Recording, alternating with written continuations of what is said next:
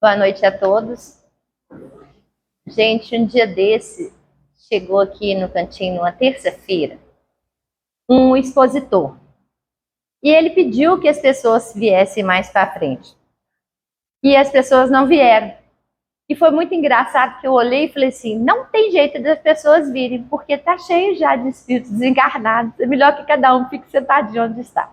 Então, o legal é ficar confortável. Eu espero que a minha voz esteja chegando aí mais para o final aí do salão. E que a gente tenha uma noite de paz, uma noite de tranquilidade, e que a gente tenha a oportunidade de dividir esse conhecimento. Eu aprendi muito com esse capítulo. Na verdade, ele não era novo para mim, mas na hora que a gente recebe essa incumbência nessa responsabilidade de estudar, não sei, parece que a gente envolve um pouquinho mais e aprende também. É um capítulo grande, esse terceiro capítulo, ele é composto de 19 tópicos. Eu vou estudar aqui hoje somente os 2 primeiros tópicos. Inicialmente estava até marcado ali 3, mas não. São somente os 2 tópicos. E aqui, gente, dá assunto para falar muito mais do que uma noite de estudo. É realmente muito interessante. Cada linha desses 2 tópicos é uma chamada para a gente. Bom, o título do capítulo é Há muitas moradas na casa de meu pai. Inclusive, essa aqui é uma morada muito sólida, é uma morada de certeza. Um dia desse, em um estudo, não vou falar quem é o dono da frase, porque ele está aqui e eu estou plagiando. Um dia desse, em um estudo, um expositor falou assim, gente, Jesus não tem esperança, ele tem certeza. Então, por exemplo, eu posso ter esperança de ganhar na lota, eu posso ter esperança de tirar uma nota boa no Enem, eu posso ter esperança, mas Jesus tem certeza. E isso é uma frase muito interessante, porque muitas vezes, isso aí até na minha própria educação, a palavra esperança é uma palavra tão refinada, uma palavra tão almejada, eu tenho que ter esperança. E do nada aparece uma outra palavra extremamente forte, que é a certeza. Nós temos que ter certeza. Essa de sempre a gente navegar na insegurança, eu tenho esperança de que eu vou mudar, eu tenho esperança de que tudo vai ser diferente. Olha, vamos começar a trabalhar um pouco mais agora com a certeza. Né, Valdir? Eu corto meu pescoço, mas não falo o que foi. Bom, então esse título, Há muitas moradas na casa do meu pai, e ele tem aqui diversos pontos a ser estudados, bem interessante, vai falar aí do mundo de provas e expiações, mundo regenerador, mundo de a progressão dos mundos. Vou aqui no meu item 1 e 2, vamos ver se vocês concordam comigo que são itens que vão engrandecer muito daqui para frente a nossa vida. Primeiro eu vou ler, até que não vou fugir nada do que a gente está acostumado, todo mundo chega aqui e lê primeiro, meio que na certeza de que vai dar o recado na leitura. E na hora dos comentários, aí a gente vai abrir um pouquinho mais em termos de análise desse capítulo. Não se turbe o vosso coração, credes em Deus, crede também em mim. Há muitas moradas na casa de meu pai. Se assim não fosse, eu já vou-lo teria dito, pois me vou para vos preparar o lugar. Depois que me tenha ido e que vos houver preparado o lugar, voltarei e vos retirarei para mim, a fim de que onde eu estiver, também vós aí estejais. Pois João, capítulo 14, item de 1 a 3. Quando uma pessoa vem aqui na frente fazer um estudo e que faz uma leitura, a gente que está sentado aí, não sei se a grande maioria pensa assim, mas eu falo assim, então tá, né? Mas qual que é a essência disso? Então, na hora que a gente for comentar, vai ter um tanto de coisa aqui que vai ser mais esclarecido. Vamos só no item 2 rapidinho. A casa do Pai é o universo. As diferentes moradas são os mundos que circulam no espaço infinito e oferecem aos espíritos que neles encarnam moradas correspondentes ao adiantamento dos mesmos espíritos. Independente da diversidade dos mundos, essas palavras de Jesus também podem referir-se ao estado venturoso, feliz ou infeliz do espírito na erraticidade, conforme se ache este mais ou menos depurado e desprendido dos laços materiais. Variarão ao infinito o meio em que ele se encontre, o aspecto das coisas, as sensações que experimente, as percepções que tenha. Enquanto uns não se podem afastar da esfera onde viveram, outros se elevam e percorrem o espaço e os mundos. Enquanto alguns espíritos culpados erram nas trevas, os bem-aventurados gozam de resplandecente claridade e do espetáculo sublime do infinito. Finalmente, enquanto o mal, atormentado de remorsos e pesares, muitas vezes insulado, sem consolação, separado dos que constituem objeto de suas afeições, pena sobre o guante dos sofrimentos morais, o justo em convívio àqueles a quem ama. Frui as delícias de uma felicidade indivisível. Também nisso, portanto, há muitas moradas, embora não circunscritas nem localizadas. Vamos aqui comentar o item 1. Jesus disse, na primeira frase que ele colocou, não se turbe o vosso coração. Não se turbe, é a chamada. Não fique triste, não fique desanimado, não se sinta derrotado. Então, é uma chamada forte para que a gente não perca a vontade de viver, a vontade de verdade seguir os ensinamentos de Jesus. Então, não se turbe o vosso coração. Jesus pede aos discípulos para acreditar, crer em suas palavras e no ensinamento do Pai, pois eles não estarão sozinhos, mesmo depois de sua morte, para que eles não se abalassem pelas adversidades e desafios que estavam por vir. Então, é feito aí um pedido. Jesus precisava de verdade pedir? Não, mas ele estava deixando claro ali para os discípulos dele, olha, vai acontecer muita coisa, vai ter muita coisa que vocês não vão entender, mas creiam em mim, vai dar tudo certo, não perca a esperança. Então, por isso que eu falei que cada frase desse capítulo é uma chamada, muitas vezes, por coisas que às vezes a gente passa e a gente fica sentindo naquele sentimento de derrota. Deu tudo errado, não é possível, deu tudo errado. Deu não. É só acalmar e que vai o fio da meada vai aparecer. Bom, credes em Deus, crede também em mim. Jesus estabelece nessa hora uma relação de confiança. Ele não negociou, ele já afirmou, credes em Deus, crê em mim. Então, é uma relação muito forte que não dá aí uma margem de dúvida. Podem acreditar que é em mim, em meus ensinamentos, que nós vamos conseguir chegar aonde a gente precisa. Há muitas moradas na casa de meu pai, foi afirmado por Jesus. O universo é grande e nele há muitas moradas físicas e há muitas moradas espirituais. Algumas pessoas me conhecem, eu fiz o curso de matemática e teve muitas matérias minhas que foram física. Durante muito tempo da minha vida eu estudei física. E por mais tempo que eu estudava, as grandes dimensões, as grandes medidas, eu nunca entendi. Peguei um pouquinho aqui, porque nós estamos falando do universo, eu peguei um pedacinho desse universo que é a nossa Via Láctea. Nossa, já é nossa, né? Então, ela tem um tamanho. E esse tamanho é um tamanho muito interessante. Olha, a distância de BH até no Rio, 440 quilômetros. BH até Manaus, 3.900 quilômetros. BH Paris, 8.900 quilômetros. Até aqui a gente conseguiu mais ou menos ter uma ideia. Bom, a nossa galáxia é medida em anos-luz. Tem 9,6 trilhões de quilômetros. Um ano-luz tem 9,6 trilhões de quilômetros. Ou seja, já não consigo medir.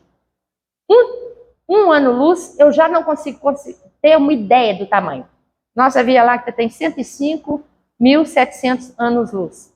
Então, esse universo que está aí, que nós estamos apresentando, que há muitas moradas na casa do meu pai, esse universo, ele é muito grande. É muita infantilidade, imaturidade, nossa, até uma certa vaidade pensar que só tem vida no planeta Terra. Numa constelação desse tamanho, num mundo de grandes estrelas, de grandes planetas, nós somos um minusculinho, uma coisinha pequenininha. E a gente tem vida aqui. É com certeza razoável que tenha moradas em outros planetas, em outras terras desse nosso universo. Do universo que eu estou tentando aqui falar, a nossa Via Láctea. Imagina quantas outras tem. Então, essa infinidade dá para a gente uma ideia física que há muitas moradas. Isso é nesse plano físico. Aí a gente vai pontuar alguns outros chamados para moradas espirituais também.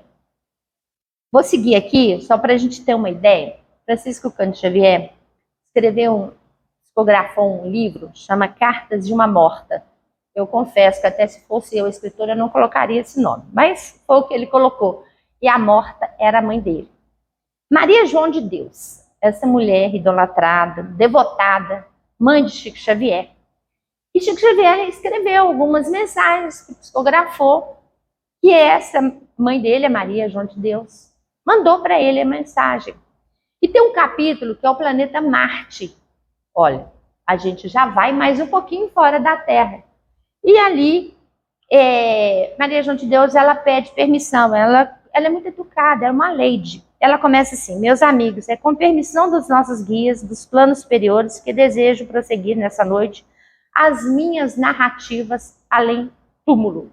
Então, ela tem uma outra morada. E essa morada, ela se permite a não só viver essa nova morada, como ela relata algumas coisas vividas nessa morada dela. E vamos aqui, ela mesma faz a chamada, ela está longe de questionar ou resolver incógnitas científicas. Não estava ali para fazer registros científicos, qual o tamanho de Marte, como é a gravidade. Não era essa a ideia. A ideia era espiritual.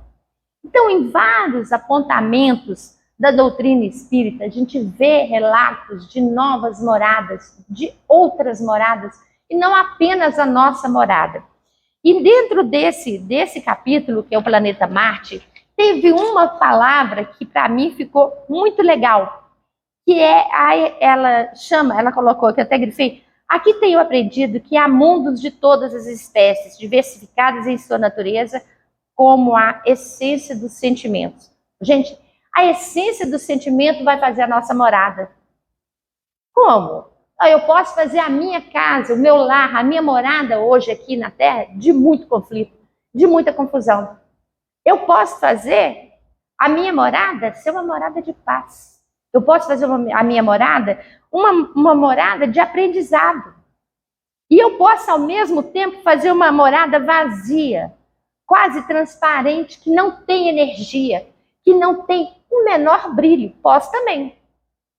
Então, esse sentimento vai fazer a nossa morada, vai fazer a diferença qual que é a nossa morada. Bom, aí depois, então, fica essa chamada para esse livro e a chamada principalmente para esse capítulo, que é o planeta Marte. O livro é Cartas de uma Morta. Tá? Bom, e aí, nesse mesmo capítulo, ele fala que é toda a vaidade do homem terreno afirmar-se a única criatura pensante do universo. Porque a gente tem muita imaginação, né? Em Marte só tem bactéria. Porque não tem água, então deve ter bactéria. A gente esquece de pensar que tem energia e tem espíritos. E pode não ser exatamente tão materializado essa matéria que nós temos, mas temos que lembrar, tem energia.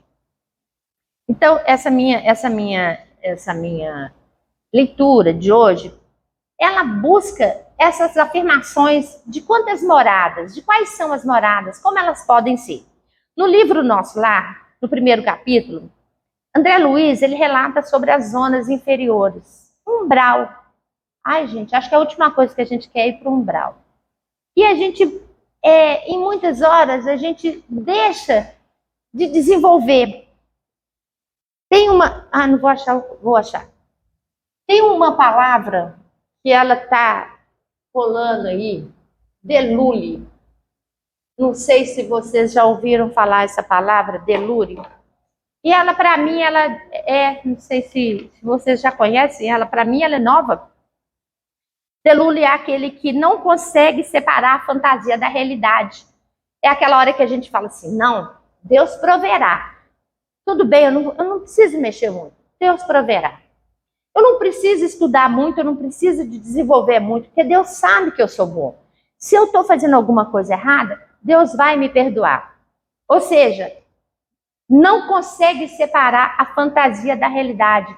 Se nós temos aqui alguns benefícios, alguns direitos, alguns faculdades a mais, foi por merecimento. A gente soube separar a fantasia da realidade e encarou. E a partir desse momento que a gente encarou, a gente soube separar as ideias e falar, olha, eu prefiro seguir aqui os ensinamentos de Jesus. E é a partir desse caminho que eu vou seguir. Focou numa realidade, não numa fantasia. Uma fantasia, às vezes, ela nos permite viajar simplesmente pelo espaço, sem conexão com a responsabilidade dos nossos atos. É uma chamada de responsabilidade, sabe, gente? Nós somos responsáveis pela nossa vida, somos responsáveis pela nossa morada, somos responsáveis, com certeza, do nosso destino. Se a gente pensa, não, eu vou lá na casa espírita, os espíritos são muito bons, eu vou tomar um passe. Aquele passe vai ser tão abençoado, aqueles médiuns vão ser com tanta energia que eles vão me ajudar e tudo que eu fiz de ruim vai ficar para trás. É assim, mas está vivendo um delírio, está vivendo uma fantasia. Não é bem assim. Esses médiuns vão nos ajudar. Essa casa espírita vai nos ajudar. Mas é importante que as nossas ações elas sejam realizadas. Não dá para confiar só que o outro vai fazer. É importante que a gente faça uma diferença nesse caminho. No Livro dos Espíritos, na questão 318, está assim a pergunta: as ideias dos espíritos se modificam quando na erraticidade? Aí a resposta: muito. As ideias se modificam muito. Sofrem grandes modificações à proporção que o espírito se desmaterializa.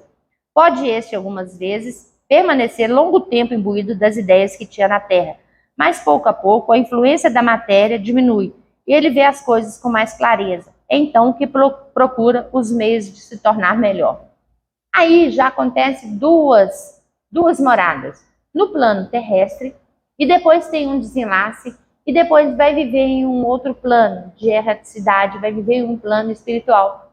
E aí fala, essas ideias que esse espírito, no caso a alma, né? Essa alma tinha aqui na Terra, quando ele vai agora viver em um plano espiritual plenamente, algumas ideias dele vai mudar? Aí a resposta sim, vai mudar. Essa nova morada vai permitir que seja percebido de forma um pouco diferente do que ele viu. Só que, gente, conforme todo esse desenvolvimento, muitos demoram muito para entender essa mudança. Às vezes, vaga durante um tempo em volta daquele corpo desencarnado, aquele corpo que está ali presente no momento do desencarne. Às vezes, durante muito tempo, fica ali naquela projeção de que ele não entendeu. Por que ele não entendeu? Porque ele ainda não se modificou. Eu achei essa questão assim, bastante interessante quando ele coloca assim, se vai ter mudança, ele fala muitas mudanças.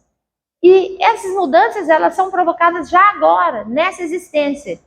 A gente gosta de falar que é nessa vida. Não, a vida é uma vida completa. Nós estamos agora vivendo uma existência. Então, é legal de começar a mudar alguma coisa nessa existência. Mudar de que forma? Acho que nesse princípio de tolerância, tolerar um pouquinho mais as situações, as pessoas que a gente convive, tolerar um pouquinho com as adversidades que nos são apresentadas. Quantas vezes, aliás, muitas vezes, né, a gente depara com um problema e entra no surto. Não vai dar certo, vai dar tudo errado. Não vai dar nada errado. É calma, é tranquilidade.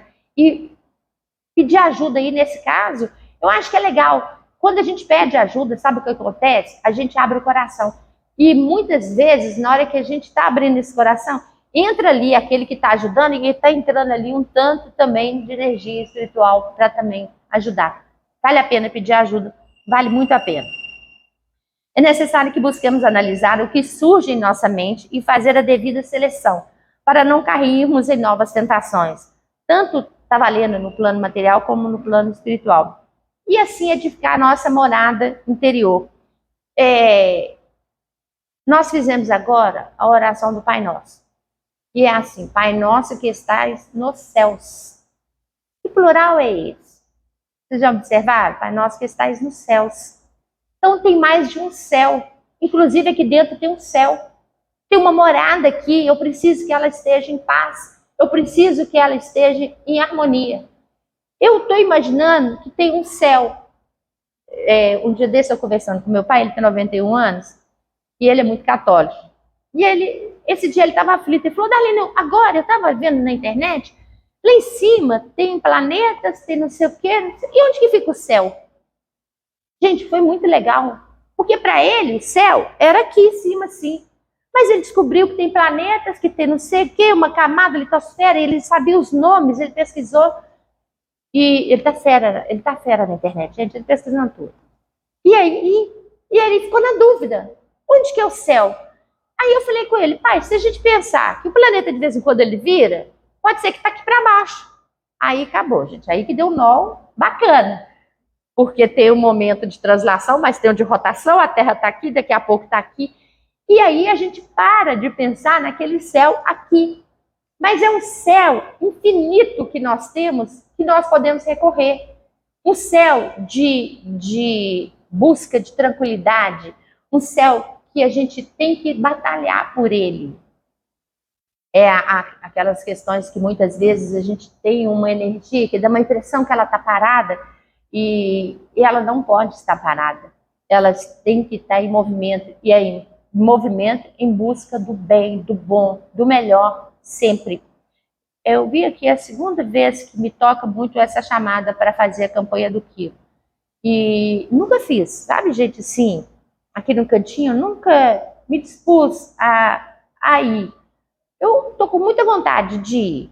Até porque no nosso culto no lar, a gente falou essa semana de alguns evangélicos que vão toda semana, eles batem a campainha e fazem ali um momento de pregação, e solicita e faz a campanha.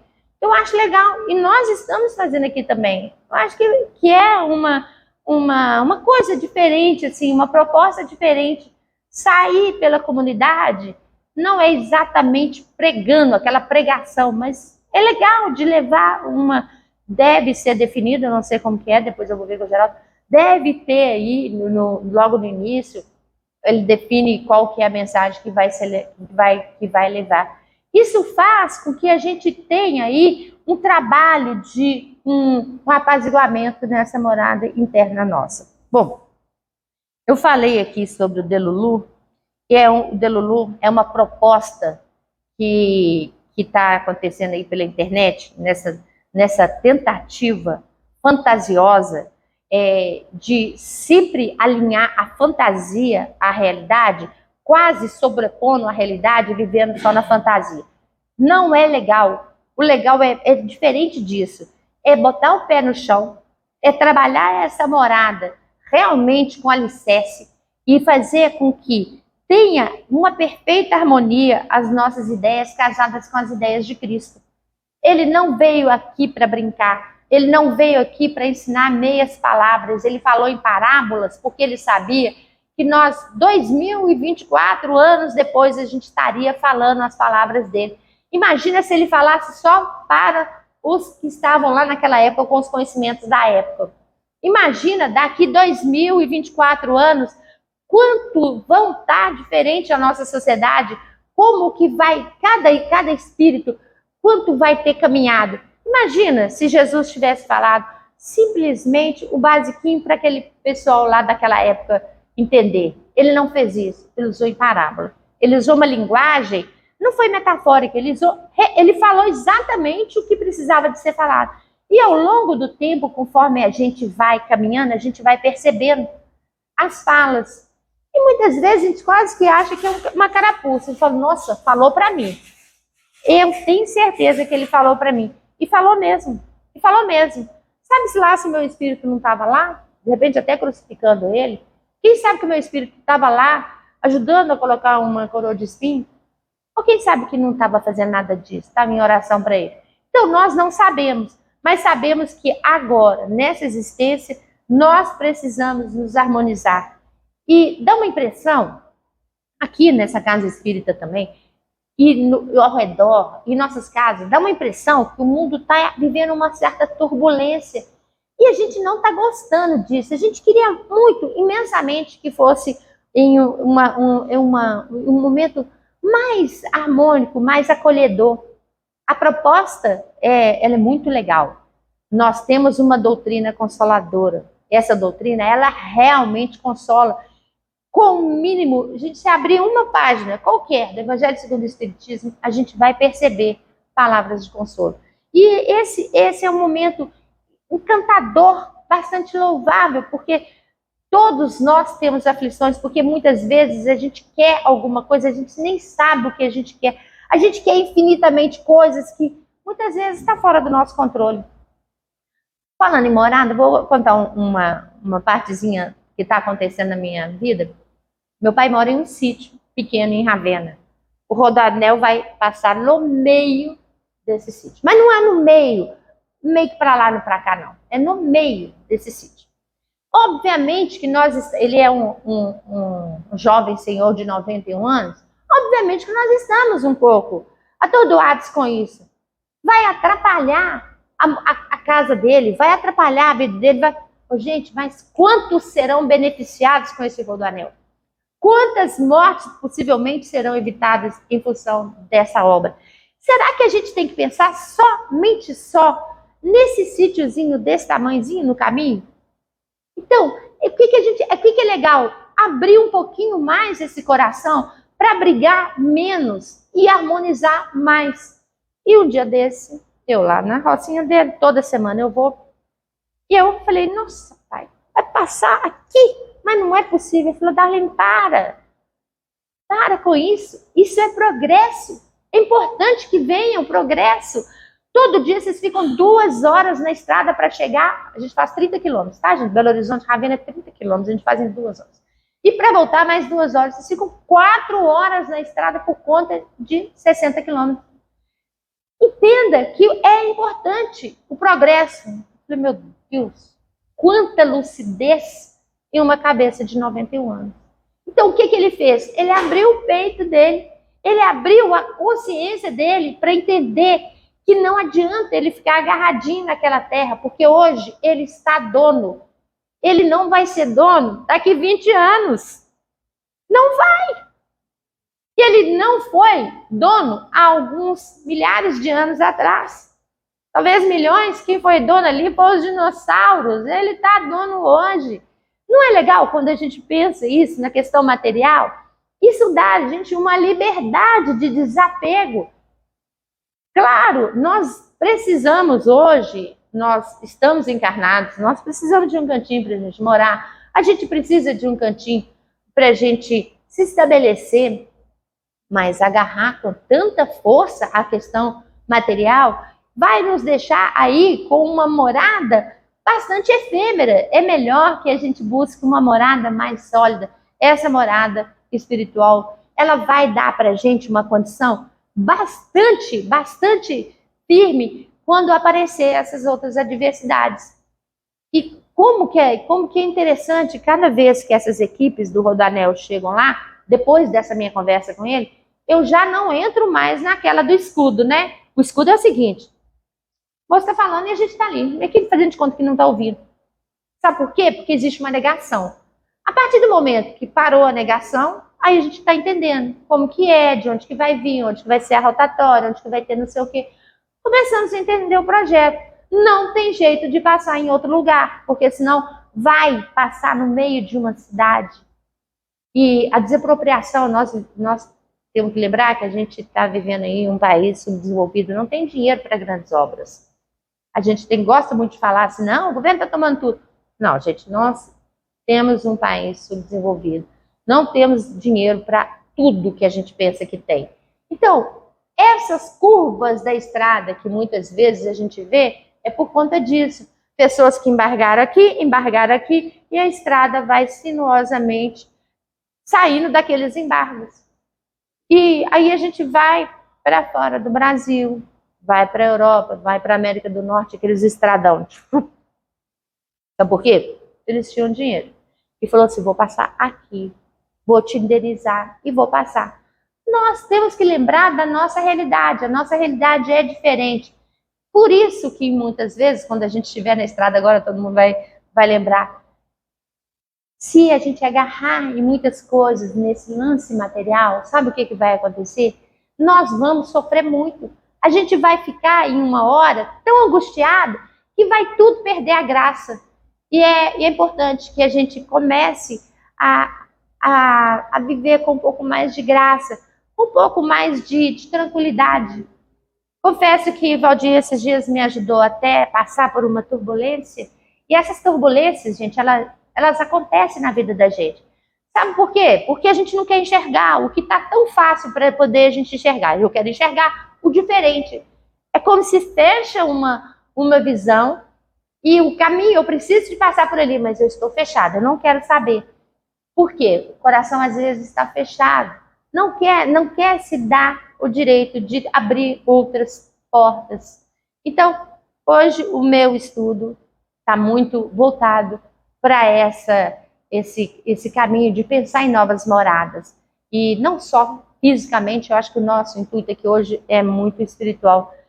Pensar exatamente como que vai ser minha morada no plano espiritual. O que eu fiz para alicerçar minha morada no plano espiritual? Como que foi o trabalho dessa existência? Como que foi o trabalho de existências anteriores?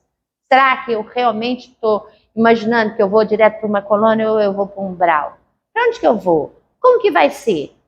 No nosso curso de quarta-feira, eu já estou passando um pouquinho do meu tempo. No nosso curso de quarta-feira, um dia desses, foi feita essa pergunta para a gente. Como que você acha que vai ser no seu desenlace? Ô, gente, a minha resposta para essa pergunta, eu falei, eu acho que eu vou ficar sentadinha, quietinha, esperando alguém me dar a mão e falar, vamos, Darlene? Aí eu vou falar assim, vamos. E teve muitos que falaram, nossa, eu não vou gostar disso não, eu vou querer voltar. E é interessante nessa dinâmica quando perguntam, como que vai ser aquele momento que a gente vai desapegar dessa morada material para a gente partir para uma morada espiritual? Está valendo aí a pergunta para todo mundo, quem quiser pensar sobre isso. Muito obrigada a todos, obrigada pela oportunidade, Cantinho, mais uma vez, muito obrigada.